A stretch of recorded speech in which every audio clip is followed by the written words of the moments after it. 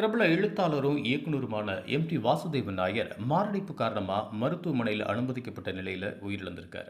91 வயதான டி வாசுதேவன் நாயர் மலையாள இலக்கிய உலகில் மிக பிரபலமானவர். இவருடைய இயற்பெயர் மாடத்து திக்கைக்காட்டு வாசுதேவன் நாயர். கடந்த 1933ஆம் ஆண்டு ஆகஸ்ட் 9ஆம் தேதி இவர் பிறந்தார்.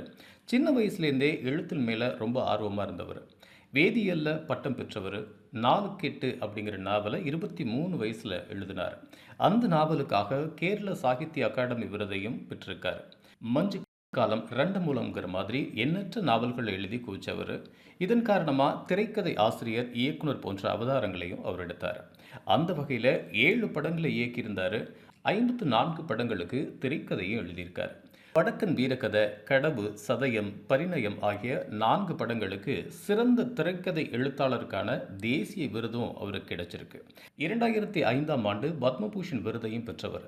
சில நாட்களுக்கு முன்னாடி வாசுதேவன் நாயருக்கு மாரடைப்பு ஏற்பட்டிருக்கு. அதன் காரணமாக அவர் மருத்துவமனையில் அனுமதிக்கப்பட்டார். அங்கே சிகிச்சை பலன் இல்லாமல் உயிரிழந்திருக்காரு.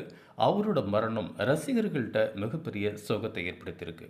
வாசுதேவன் நாயரோட மரணத்திற்கு நடிகர் கமல்ஹாசன் மற்றும் திரை உலகத்தினர் எல்லாருமே தங்களோட இரங்கலை தெரிவிச்சிட்டு வராங்க.